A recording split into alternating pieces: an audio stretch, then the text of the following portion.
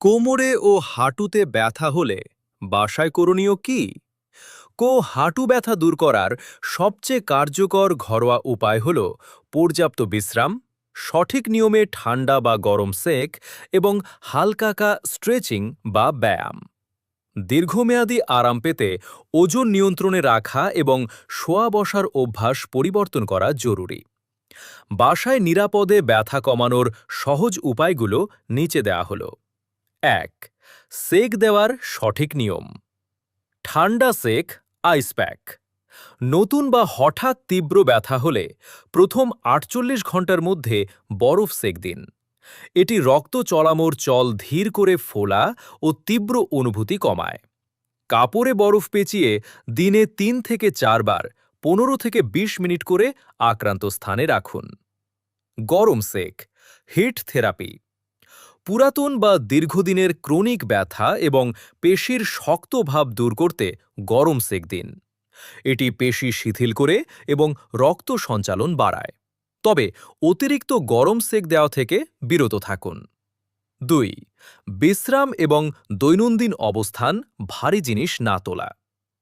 কোমর বা হাঁটুতে চাপ পড়ে এমন কোনো ভারী বস্তু একা তুলতে যাবেন না। সোজা হয়ে বসা। মেরুদণ্ড বাঁকা করে বা কুঁজো হয়ে বসবেন না। বসার সময় পিঠের পেছনে একটি ছোট কুশন বা নরম বালিশ ব্যবহার করুন। শোয়ার নিয়ম। সোজা হয়ে ঘুমানোর সময় হাঁটুর নিচে একটি নরম বালিশ দিন, আর কাত হয়ে ঘুমালে ২ হাঁটুর মাঝখানে বালিশ রাখুন। এতে কোমরের ওপর চাপ কমবে। একটানা না বসা। দীর্ঘক্ষণ এক জায়গায় বসে থাকবেন না। প্রতি ৩০ থেকে ৪০ মিনিট পর পর অন্তত ২ মিনিটের জন্য উঠে দাঁড়ান বা একটু হাঁটুন। ৩. জীবনযাত্রা ও খাদ্যাভ্যাস পরিবর্তন, ওজন নিয়ন্ত্রণ। শরীরের অতিরিক্ত ওজন হাঁটু ও কোমরের জয়েন্টগুলোর ওপর বাড়তি চাপ সৃষ্টি করে, তাই সুষম খাবার খেয়ে ওজন নিয়ন্ত্রণে রাখুন। ক্যালসিয়াম ও ভিটামিন ডি। হাড় ও জয়েন্ট শক্ত রাখতে দুধ, ডিম, ছোট মাছ এবং সবুজ শাকসবজি খান। সকালে ১০ থেকে ১৫ মিনিট রোদে বসলে শরীর পর্যাপ্ত ভিটামিন ডি পাবে। প্রদাহরোধী খাবার। খাবারে ওমেগা-৩ ফ্যাটি অ্যাসিডযুক্ত খাবার যেমন সামুদ্রিক মাছ, চিয়া সিড সাপোর্টিভ জুতো। হাঁটার সময় নরম ও কুশনযুক্ত আরামদায়ক জুতো ব্যবহার করুন, যা হাঁটুর ওপর শক বা চাপ শোষণ করতে পারে। ৪.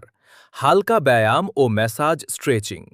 ব্যথা কিছুটা কমে এলে বিছানায় শুয়ে হাঁটু ও কোমরের হালকা কিছু স্ট্রেচিং ব্যায়াম করতে পারেন, তবে কোনো ব্যায়ামে ব্যথা বেড়ে গেলে তার সঙ্গে সঙ্গে বন্ধ করুন। ম্যাসাজ। নারিকেল তেল বা সরিষার তেল সামান্য গরম করে হালকা হাতে জেন্টের চারপাশে মালিশ করতে পারেন, যা রক্ত চলাচল বাড়াতে সাহায্য করবে। কখন দ্রুত ডাক্তারের কাছে যাবেন?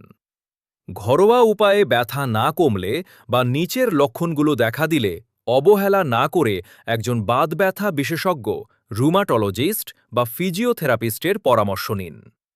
পা বা পায়ের পাতা অবশ মনে হলে বা অবশ ভাব নিচে নেমে গেলে, হাঁটুর জেন্ট অতিরিক্ত ফুলে গেলে, লাল হলে বা ছোঁয়া না গেলে, ব্যথার সাথে তীব্র জ্বর বা প্রস্রাব পায়খানার নিয়ন্ত্রণ হারিয়ে ফেললে, পায়ে ভর দিয়ে একদম দাঁড়াতে বা হাঁটতে না পারলে।